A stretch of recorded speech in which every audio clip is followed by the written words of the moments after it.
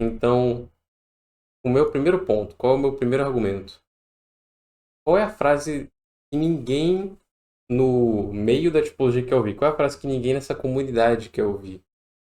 Qual é? E você não se conhece.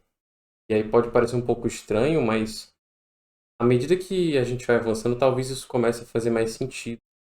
A maioria das pessoas acredita que se conhece, mas isso não é verdade. As pessoas não se conhecem, tanto que muito do que elas acham sobre o mundo, né, nada mais é do que projeção, porque elas não reconheceram essa projeção em si mesmas. Então elas observam a realidade e fazem julgamentos sobre a realidade, ou elas percebem a realidade. Nada mais é do que um reflexo do que elas são e elas nem percebem. E humanos são solipsistas. E muita gente não entende o que isso significa de verdade, né? Pode passar no seu ouvido, entrar em um e sair pelo outro. O que é? Humanos são solipsistas? Significa. E solipsismo significa não ter noção daquilo que está fora de você. Não ter noção de si mesmo, inclusive, como os outros te observam. Por que eu usei uma imagem do planeta Terra? Porque até há pouco tempo atrás, historicamente falando, nós não sabíamos qual era a aparência do planeta Terra. Os nossos olhos estão apontados para fora. A única forma da gente saber a aparência do planeta Terra é saindo dele, dando a volta numa distância grande e olhando ele de longe.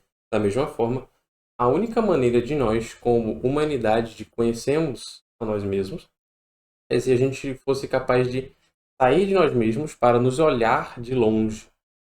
E hoje em dia existem até formas de você fazer isso melhor, utilizando espelhos e câmeras, que nem essa que eu estou usando para gravar esse vídeo, onde você pode se observar, você pode se conhecer melhor, assim, porque a maioria das pessoas não sabe como elas se sobressaem.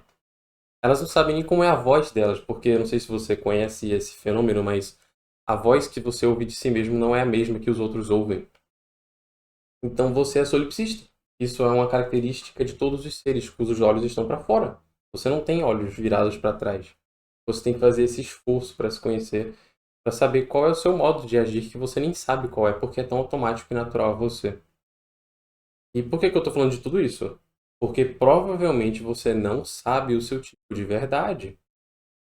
E isso é uma coisa que para algumas pessoas é difícil de reconhecer, porque elas têm um investimento na crença do tipo delas, e aí chega eu e digo, não, você não sabe o seu tipo, você não se conhece.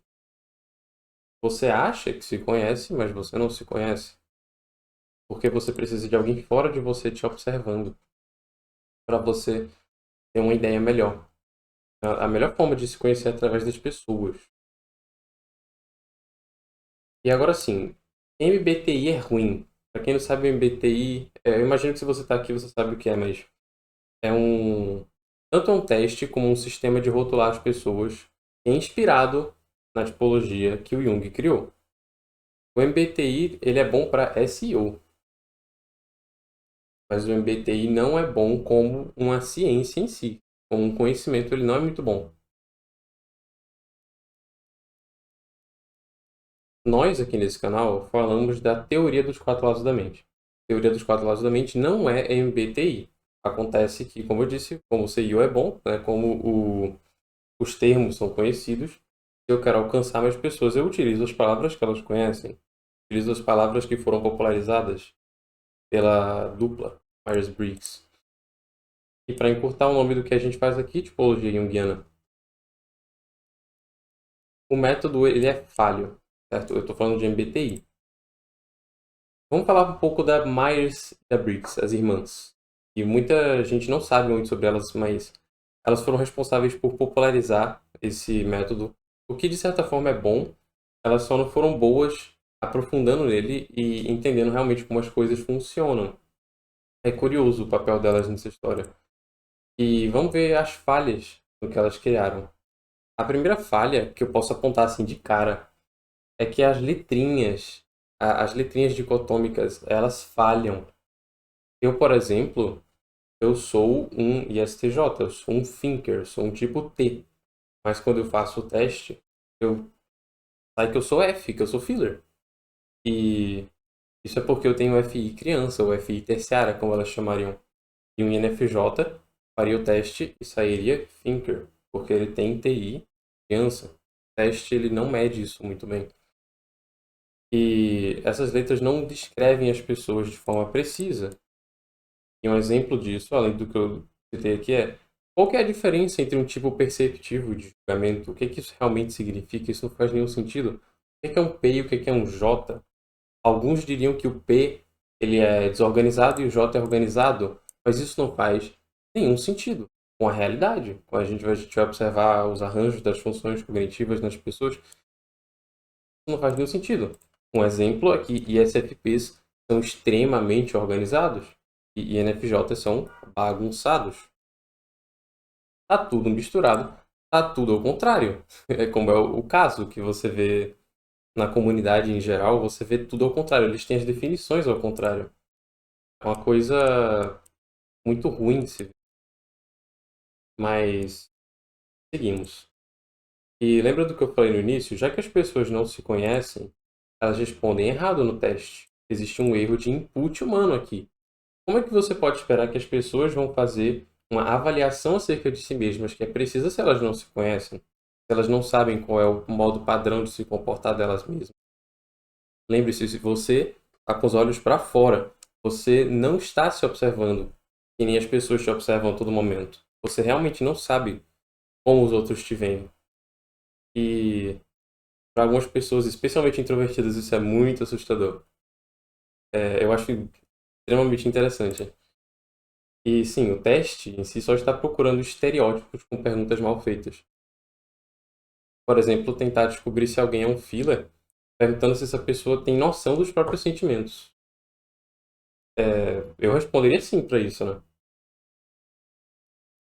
E o meu próximo ponto, o meu próximo argumento é o seguinte: você aí que está assistindo isso, você sabe julgar quando algo é confiável ou não? Porque eu estou assumindo que você botou sua confiança no MBTI, ou até botou sua confiança em algum sistema que você viu por aí. E eu não estou dizendo que tudo que você pode ver por aí sobre tipologia é falso, inefetivo, inútil, mas que você realmente sabe julgar quando algo é confiável ou não, sabe? Além de o que a gente poderia dizer que é óbvio, né? Tipo, ver os resultados práticos, além de ver aquilo na prática, tema sendo posto na realidade, quais são os critérios de preconceito? E como assim critérios de preconceito? Simples. Quais são os critérios que você usa para julgar o livro pela capa? E você pode dizer, não, mas eu não julgo o livro pela capa, eu gosto de ver as coisas como elas são de verdade. Eu abro o livro para ler ele sempre. E se você diz isso, eu sinto que você está cometendo uma grande tolice, eu ouvinte. Porque não dá para testar tudo na prática. Então, isso não é uma coisa difícil de se perceber. Se você for realmente honesto sobre suas limitações, você sabe que não dá. Eu tenho um exemplo muito simples disso. Você comeria urânio? E aí você poderia dizer, não, por quê? Você testou na prática para ver se é perigoso mesmo? E se alguém disser que não é? Você pode dizer, tá, mas a maioria das pessoas diz que é perigoso. Eu vou dizer, isso é uma falácia do coletivo. Só porque muitas pessoas dizem algo não significa que é verdade. E é o que a gente mais vai observar à medida que a gente estuda. E não estou dizendo que o urânio é saudável, tá? Isso é um exemplo. Você comeria? E se não, então você tem preconceito, é questão de sobrevivência que você julgue as coisas pela capa, mesmo sem ter certeza de como elas são. Mesmo se abrir o livro, você já entende, ah, não, isso aqui eu vou nem testar, pô. Isso aqui não é confiável, não. E se sim, então descanse em paz, meu amigo. Ó. F para você. E, de novo, olha no que você está confiando. Olha com cuidado. Porque a gente vai ver os critérios, pelo menos alguns dos meus critérios, algumas das minhas recomendações para você sobre o que você pode utilizar para julgar quando uma coisa é confiável ou não, tá? Isso aqui vai além da tipologia, mas vamos olhar isso no contexto da tipologia, vamos olhar como é que você decide se alguém sabe o que está falando ou não. Então você precisa observar o seguinte: você está vendo uma fonte de informação, você está vendo uma opinião. Essa fonte de informação, ela está falando coisas que consigo verificar na minha vida prática, especialmente sem riscos de perda, sem riscos de morte, essas coisas. ela está falando que eu devo investigar as coisas sozinho ou acreditar nela sem questionar? Essa fonte de informação está falando verdades desconfortáveis, mesmo que isso vá contra os interesses da fonte de informação? Um exemplo disso seria um psiquiatra dizendo que você não tem nenhuma doença mental e não precisa de nenhum remédio. O interesse dele claramente é que você tenha algum problema tratável com remédios, pois assim ele lucra mais. Então, se as fontes de algo que claramente prejudica algo, como seus lucros, por exemplo, isso é indicativo de fibra moral e caráter. Coisas para. Vamos lá. A fonte de informação ela está falando coisas para apenas agradar e se encaixar no coletivo? Ela está repetindo opiniões que são só para agradar e parecer socialmente correto? Ou ela está falando informações que quebram paradigmas, crenças limitantes e geram mudança? A sua fonte de informação está falando senso comum e sabedoria que deixa as coisas claras? Ou está falando baboseira obscurantista feita para parecer complicado, mas não significa nada? Sabe, a estética da intelectualidade, parecer inteligente, parecer difícil, mas nada mais é do que alienação. É afastar as pessoas do assunto, é alienar elas, é tornar mais difícil de entender. Se você não quisesse que as pessoas realmente aprendessem. A sua fonte de informação, ela está falando sobre livros, está referenciando outras fontes para você consultar. Ela está falando, olha, tem esses livros aqui, tem esses autores, você precisa ver o que eles pensam. E eu queria deixar bem claro que é possível que uma fonte de informação esteja certa no que ela fala e não faça isso. Porque hoje em dia a gente tem um viés muito grande de que tudo tem que ter fonte e referência, o que é ótimo se tiver fonte e referência, mas não caiam na falácia. Uma coisa não precisa de uma fonte ou referência para ser verdade. Chega a ser até engraçado. Tem até um meme sobre isso, onde as pessoas fazem uma afirmação que é facilmente verificável, sem nenhuma fonte, e alguém vem e pergunta a fonte. E eu vou dar um exemplo da minha vida pessoal. Música lo-fi relaxa? Eu posso chegar aqui e afirmar, música lo-fi relaxa. E você chega e diz, fonte, eu não tenho fonte, eu não tenho estudo nenhum que comprova que lo-fi relaxa. Você não sabe, lo-fi é uma música calma, que eu não sei descrever muito bem, mas você pode pesquisar aí, L-O-F-I. Eu preciso mesmo de uma referência para tudo? Não, mas com certeza é um bom sinal se tem referências. E só com isso, só com essa lista de critérios que eu te dei aqui bem curta, que tem, a gente pode pensar em vários, você já consegue julgar a confiabilidade de muitas ideias. Muitas ideias. Lembra que isso aqui não é só sobre tipologia, mas a gente está aplicando nesse contexto. E meu último ponto sobre o método ser falho do MBTI, mas isso aqui não é muito mais o MBTI, é sobre o PDB, o Personality Database. Caso vocês não saibam, é um site onde as pessoas coletivamente decidem o tipo de pessoas famosas e personagens. E, infelizmente, é uma coisa ruim, eu não gosto desse site. Eu sinto que ele dá uma notoriedade para o assunto e aumenta a impressão que as pessoas têm de que é uma pseudociência bizarra e, tipo, igual a astrologia. O PDB, ele prova que consenso coletivo não é igual à verdade. Ele prova que só porque você tem um grupo de pessoas votando numa decisão ou num fato, isso não necessariamente chega na melhor decisão ou fato. Porque qualquer um pode ir lá no site e votar. Eles chegam na conclusão através do que a maioria concorda. É um método completamente estranho. Porque ele não está levando em conta o que é verdade e o que não é, e sim consenso. Inclusive, muita da nossa sociedade faz, tá? Isso. Exemplo.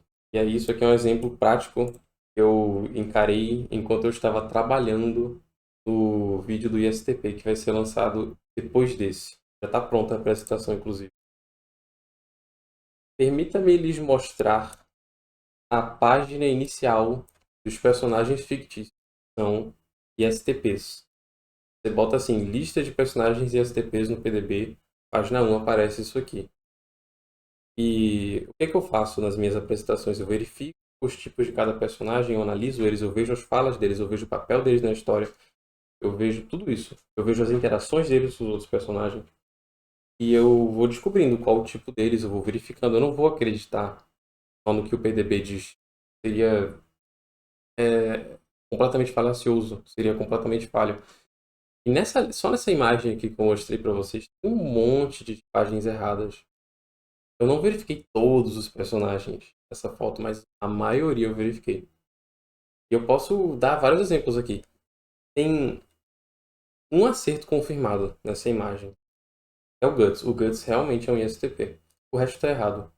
Hoje Fushiguro não é um ISTP, gente. Ele é um STJ. Levi não é um ISTP, ele também é um STJ. Sabe o Jotaro do Jojo? Ele é um STP. Sabe o Shrek? Ele também é um STP. Sabe a Mulan? Ela é INTJ. Katniss Everdeen, do Hunger Games, Jogos Vorazes, ela é INTJ também. A Kansai do Squid Game, não sei como falar em português, ela é NTJ. Esse site ele erra muito. E aqui eu tenho ainda mais exemplos de erros desse site. Dessa vez eu documentei os erros específicos. E não é só personagens fictícios, é pessoas reais também. Kazuma Konosuba, ele é um ISFP. Izu, Samurai de Olhos Azuis, ela é, se eu não me engano, INTJ. O David Goggins, que é um influenciador, ele é um NTP. Geralt Rivia, Geraldo de Rivia, né? Para os íntimos, ele é um ISFJ, gente. E o Zoro. Zoro é um NTJ. E sabe quantas tipagens certas eu achei analisando esse site? Eu fui olhando a lista assim. Sabe quantas estavam certas? Eu fui verificando. 3 estavam certas. Óbvio que eu não verifiquei todas as 300, mas eu verifiquei muitas. Uma taxa de acerto baixíssima. Muito baixa. Vocês não podem confiar nos resultados desse site de jeito nenhum. E a gente está chegando nessa última sessão da aula, como eu disse, algo bem rápido assim. E a gente está aqui agora para falar um pouco dos 4 lados da mente, que é o nosso sistema, que é o que a gente lida aqui. E segue uma direção completamente diferente que essa que vocês estão vendo. Não é sobre o que o coletivo acha é verdade, é sobre o que é verdade e pronto, independente do que o coletivo acha. Se o coletivo tiver certo, então beleza. Se ele tiver errado, então não. A verdade é a verdade, independente quantas pessoas discordarem. O que é os 4 lados da mente, realmente? Como é que eu posso te apresentar isso? Porque lembra que eu estou assumindo que você não sabe o que é isso também. O que é isso? Bem, os 4 lados da mente são uma teoria que descreve a alma das pessoas. Ela é uma teoria que foi criada através de observação de longo prazo. E eu vou adicionar que já fazem quase 20 anos que essa teoria está sendo desenvolvida como 4 lados da mente. Se brincar até mais de 20 anos. Eu, pessoalmente, estudo isso há 6 anos. E, é claro, o método que a gente usa é o método hipotético, que você já deve ter ouvido falar. Temos uma hipótese, tentamos desprová-la. Se não conseguimos, então é verdade. Tenta prová-la e vice-versa. Eu penso no que uma coisa poderia ser e vou testar na prática. E, gente, a quantidade de erros que foram cometidos para desenvolver essa tipologia, não se fala sobre esses erros. Todo mundo faz parecer que chegou assim na conclusão sem erros. É que nem um artista. Você vê o resultado pronto final ali, você não viu a quantidade de trabalho que deu. Os erros que foram cometidos no caminho. Se tu ler os livros que a gente referencia, tu vai ter uma noção dos erros que foram cometidos. Do quão primitivo esse entendimento da mente humana já foi. Até chegar nesse estado que a gente está hoje. É bem mais sofisticado, bem mais refinado. Eu, por exemplo, já cometi erros onde eu já achei que eu era INFJ, mas eu sou ISTJ. Eu vou reforçando a ideia de que as pessoas não se conhecem. Eu achei que eu me conhecia e eu não me conhecia. Não. Os 4 lados da mente são um método, uma teoria que utiliza o método dedutivo e indutivo, ou seja, nós estamos tentando descobrir o que uma pessoa é e o que uma pessoa não é. Importante você olhar os dois ângulos, inclusive no método hipotético. Será que você tenta provar e desprovar as hipóteses ao mesmo tempo? Senão você cai em viés de confirmação muito facilmente. O humano é um ser que se engana muito facilmente e cai nesse viés muito facilmente. Eu estou tentando ensinar para vocês aqui a ter um pouco mais de pensamento crítico e clareza, investigando as informações. Um pouco mais de honestidade também para reconhecer suas limitações. Porque um homem louco acredita que sabe muito, ele se convence de que sabe de muito, ele sabe coisas que seriam impossíveis dele testar na prática. Então, eu também estou pedindo que você dê uma freada epistemológica, freada lógica aí na sua cabeça. O que os quatro lados da mente são basicamente um mosaico de estrutura simbólica. Um mosaico de estrutura simbólica? Que trambolhos é esse?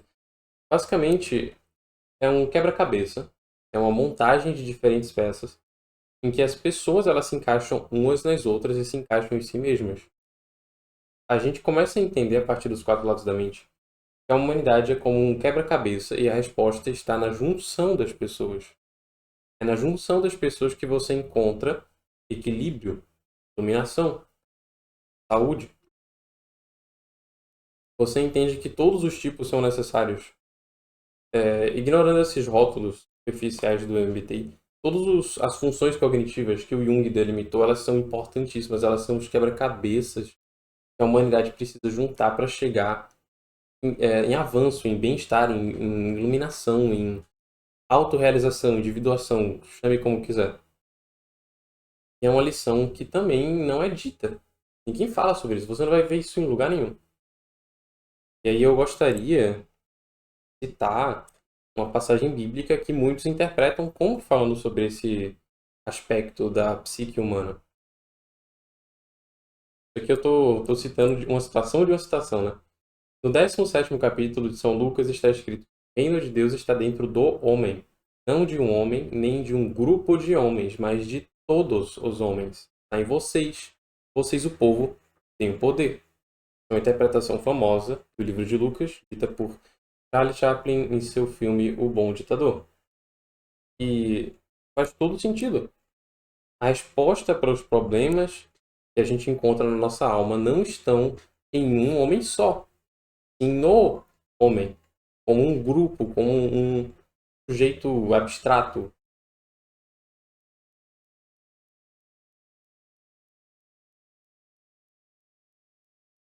E para finalizar essa aula, eu quero dizer que quatro lados da mente é algo muito grande mesmo. A Toca do Coelho ela vai fundo. Esse assunto ele realmente tem uma extensão grande. É, a chance de você se aprofundar nele, ou a capacidade de você se aprofundar nele é muito grande. Se você é uma pessoa que só quer conhecer a si mesmo e os outros e não quer entender desse assunto porque ele vai além de autoconhecimento, você não precisa ir além, mas ele muda a forma que você vê o mundo, ele muda a forma que você vê a realidade.